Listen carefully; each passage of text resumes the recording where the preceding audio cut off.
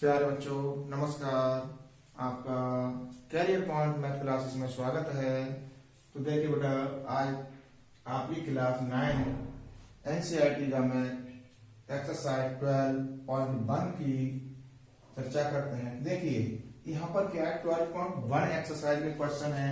एक यातायात बोर्ड पर आगे स्कूल है लिखा है और यह भुजा ए वाले एक संभावित त्रिभुज के आकार का है। हीरोइन के सूत्र का प्रयोग करके इस बोर्ड का क्षेत्रफल ज्ञात कीजिए। यदि संकेत बोर्ड का परिमाप 180 सेंटीमीटर है तो इसका क्षेत्रफल क्या होगा। तो देखिए यहाँ एक टॉपिक आ गया। टॉपिक क्या आ गया? हीरोइन का सूत्र। तो हीरोइन का सूत्र क्या होगा? सबसे पहले हीरोइन के सूत्र के बारे में देखते हैं। हीरोइन का सूत्र क्या होता है क्षेत्रफल के लिए? तो उससे पहले हमें परिमाप देखना पड़ेगा। तो देखिए परिमाप, जब एक त्रिभुज दे रखा है, कोई एक त्रिभुज है जिसकी भुजा ये ए है, ये बी है और ये सी है, तीन भुजाएं दे रखी हो, तो उसके लिए हमें क्या चाहिए? इसका परिमाप चाहिए। तो देखिए बेटा 2s बराबर क्या होता है? 2s होता है त्रिभुज का क्षेत्रफल a प्लस बी प्लस सी। अब हमें जरूरत पड़ती है क्षेत्रफल निकालने के लिए s की। तो देखिए हम यहां से s निकालेंगे तो s बराबर हो जाएगा a plus B plus C upon 2। ये होता है अर्ध परिमाप। अर्ध परिमाप। अब इसके लिए त्रिभुज का क्षेत्रफल, हीरोइन के सूत्र से ही त्रिभुज का क्षेत्रफल निकालेंगे।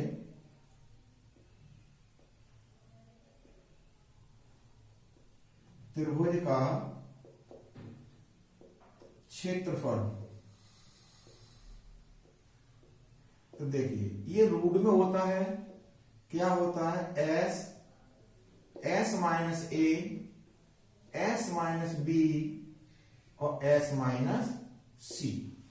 ये जो है हमारा क्षेत्रफल का फॉर्मूला है हीरोइन का।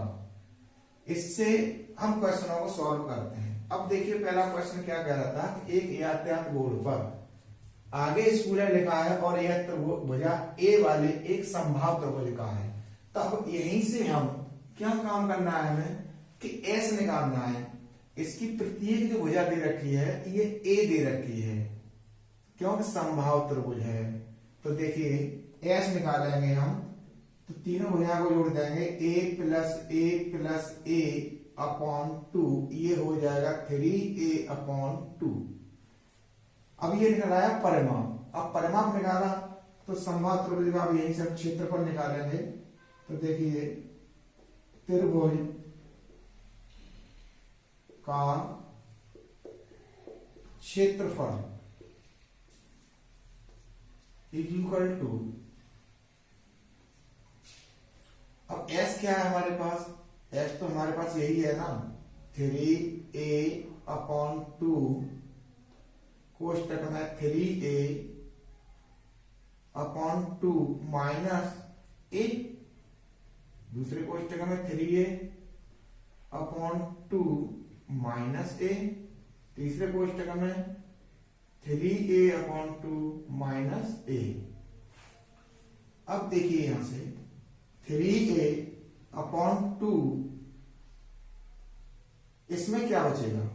2 एकम 2, 3 में से 2 कम करेंगे तो a बच जाएगा हमारे पास a अपॉन 2 इंटू इस वाले में भी a अपॉन 2 ही बचेगा। इस वाले को देखेंगे तो ये भी हमारे पास a अपॉन 2 बचेगा। इस पर क्या कर देंगे? रूट कर देंगे। अब देखो भाई 2 2 के इसमें कितने हैं? a बट्टे में 2, 1 2 1 2 1 2, यानी ये जोड़ा अलग बन रहा है और इसमें से अगर हम निकालते हैं, देखिए अलग अलग ही निकाल लेते हैं, तो 3 into a upon 2 into a upon 2 into a upon 2 into a upon 2। अब देखिए एक जोड़ा ये बन गया, एक जोड़ा ये बन गया। अब हमारे पास जोड़ों में से एक एक संख्या बाहर निकाल लेंगे तो ये हो जाएगा √3 ये दे रखा है हमारे पास, इसमें से निकाल लेंगे तो देखिए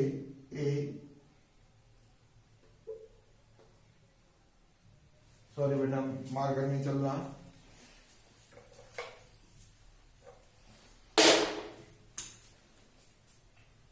देखिए a/2 इंटू a/2। अब ये संख्या 3 बची, इस 3 को क्या करेंगे, गुणा में अंडर रूट में लिख देंगे। तब ये संख्या बन जाएगी √3 और 2 दूनी कितने हो गए 4 और a²। ये हमारे पास वर्ग इकाई है।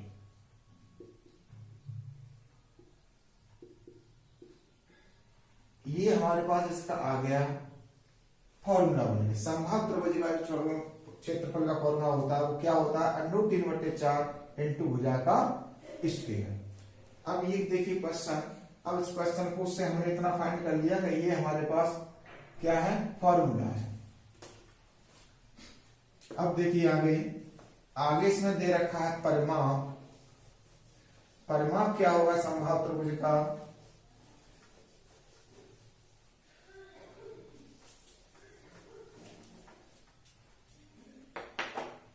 इसमें दे रखा है कि यदि संकेत गुण का परिमाप 180 है तो दिया है परिमाप बराबर 180 सेंटीमीटर। परिमाप क्या होगा हमारे पास 2s होगा, 2s होगा तो ये 180 हो जाएगा। अब 2 से हम इसे काट देंगे, अब परिमाप निकल आएगा इक्वल टू 180/2, इससे ये कट जाएगा तो क्या हो जाएगा 90। यानी ये वैल्यू आ गई हमारे पास 90 सेंटीमीटर का अर्ध परिमाप निकल के आ जाता है। अब हमारे पास भुजा निकालनी है तो भुजा क्या होगी, अब देखिए समबाहु त्रिभुज का परिमाप समबाहु त्रिभुज का परिमाप कितना दे रखा है, ये 180। अब इधर क्या होता है, 3 गुणा भुजा होती है इक्वल टू 180। 3 से काट देंगे, 60 बार काट देंगे तो भुजा निकल आएगी हमारे पास 60 सेंटीमीटर की। ठीक, अब ये वैल्यू हमारे पास आ गई। अब हमें निकालना है समबाहु त्रिभुज का क्षेत्रफल निकालना है, तो त्रिभुज लिखेंगे, केवल समबाहु नहीं लिखेंगे हम यहाँ। त्रिभुज का क्षेत्रफल हमने क्या निकाला था, √3/4 इंटू भुजा का स्क्वायर, यही निकाला था अभी। तो इसी में वैल्यू लगा देंगे √3/4 इंटू 6 60 हो गए, 60 का स्क्वायर तो इक्वल टू √3/4 इंटू 6 × 36 यानी 3600 हो जाएगा। 4 से इसे काट देंगे 900 बार इक्वल टू 900 √3 वर्ग सेंटीमीटर। ये आ गया हमारे पास क्षेत्रफल। पहले वाला क्वेश्चन था, इसका आंसर इतना है। अब देखिए दूसरा क्वेश्चन है,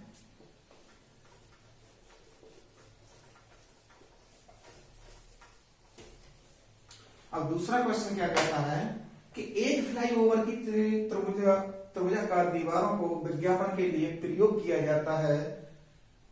दीवार की भुजाओं की लंबाइयां 122 मीटर, 22 मीटर, 120 मीटर है। इस विज्ञापन से प्रति वर्ष 5000 रुपए प्रति वर्ग मीटर की दर से प्राप्ति होती है। एक कंपनी ने दीवार को विज्ञापन के लिए 3 माह के लिए किराए पर लिया, उसे कुल कितना किराया दिया। देखिए यहां एल दे रखा है हमारे को, एल मान लिखिए, ए भुजाएं दे रखी हैं, A equal to 122 metre, B equal to 22 metre और सी इक्वल टू दे रखा है हमारे पास 120 मीटर। ये संख्या दे रखी है। तो अब हमें क्या निकालना है, यहां से s निकालना है। s is equal to 122 plus 22 plus 120 upon 2। इन सभी को जोड़ेंगे तो 2 और 2 कितने हो गए 4, 2 और 2 4 और 2 कितने हो गए 6, 1 और 1 कितने हो गए 2 बट्टे 2, 2 1 2, 2 3 6, 2 2 4। इसको हमने 2 से काट दिया तो s की वैल्यू आ गई हमारे पास 132 मीटर। अब हमें क्या निकालना है, त्रिभुज का क्षेत्रफल निकालना है, यानी बोर्ड कह लो या त्रिभुजाकार कह लो।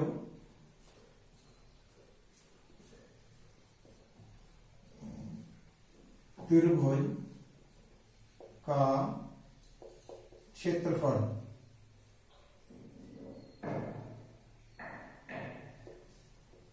सीधा सीधा फॉर्मूला लगाएंगे हम इसको। क्या फॉर्मूला अभी हम पता कर चुके हैं, चलो लिख लो, फॉर्मूला भी लिख लो। एस माइनस ए, एस माइनस बी और एस माइनस सी, यही फॉर्मूले में हम ये वैल्यू लगाएंगे। एस कितना निकल के आया हमारे पास 132 आया, तो 132 माइनस 122, दूसरा है 132 माइनस 22, तीसरा है 132 माइनस 120। ये सभी किसमें है, रूट में है। अब देखिए यहां पर 132 इंटू, अब 132 में से जब 122 जाएंगे तो कितने बचेंगे हमारे पास 10 बचेंगे, गुणा 132 में से जब 22 कम कर देंगे तो 110 बच जाएगा, गुणा 132 में से 120 जाएगा तो कितना बचेगा हमारे पास 12 बच जाएगा। अब देखिए यहां पर हमें इन संख्याओं का गुणा नहीं करना, गुणा करेंगे बहुत लंबा गुणा हो जाएगा, फिर उसका वर्गमूल निकालना है। तो क्या करेंगे, इसको तोड़ लेंगे, ये हो जाएगा 12 गुणा 11 गुणा 10 गुणा, इसे तोड़ देंगे 10 गुणा 11 में, और ये तो हमारे पास गुणा में अलग 12 ही है। अब इसमें जोड़े देखेंगे, देखो 10 का एक जोड़ा ये है, 11 का एक जोड़ा ये है, 12 का जोड़ा ये है, तो यहां से निकाल लेंगे 12 गुणा 11 गुणा 10, ठीक है। अब देखिए यहां पर 12 का और 11 का जब हमने गुणा किया था कितना बना था 132, और 10 का और गुणा कर दो कितना आ जाएगा ये 1320 वर्ग मीटर। ये आ गया हमारे पास क्षेत्रफल त्रिभुज का। जो फ्लाईओवर है इसका क्षेत्रफल निकला है हमारे पास 1320। अब इसमें क्या कहा कि प्रति वर्ष 5,000 रुपए प्रति वर्ग मीटर की दर से प्राप्ति होती है।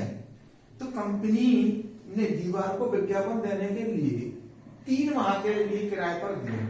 अब देखिए जब 3 माह के लिए किराए पर दिया है, एक वर्ष में जब उससे 5,000 की प्राप्ति होती है तो 3 माह में कितनी हो जाएगी। तो सबसे पहले ये देखेंगे एक वर्ष में कितने माह होते हैं 12, और 12 का भाग किसमें दे देंगे 3 में दे देंगे, आंसर आ जाएगा।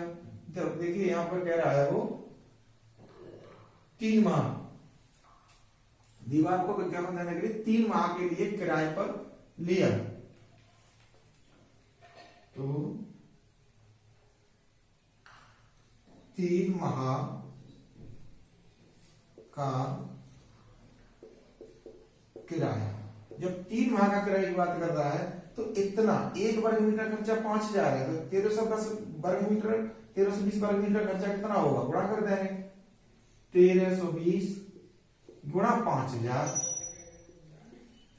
अब 5,000 तो ये हमारे पास आ गया। अब बात कर रहा है वो कितने की, एक वर्ष की, एक वर्ष में 5,000 की प्राप्ति हो रही है उसे, तो 3 माह की बात कर रहा है तो 3/12 बस इसका गुणा करना है हमें। देखिए यहां पर इसे काट देंगे 12 एकम 12 और 12 एकम 12 0, इससे ये संख्या कैंसिल हो जाएगी। अब हमारे पास बचा 110 5,000। देखिए 5,000 का 3 गुणा कर देंगे 110 गुणा 5 15 15,000। अब 15,000 है, 15,000 में इसका गुणा करेंगे तो देखो 3 जीरो ये है, 1 जीरो ये है, ये आ गया हमारे पास 4 जीरो। अब 11 5 55, 55 की 5 हासिल लगी 5 और 11 5 16। तो इकाई, दहाई, सैकड़ा, हजार, 10,000, लाख, 10 लाख, तो 16,50,000 रुपए की इनकम उसे हो जाएगी कितने में? 3 माह में। आज के लिए बस इतना ही। नेक्स्ट टॉपिक के लिए कल कराएंगे।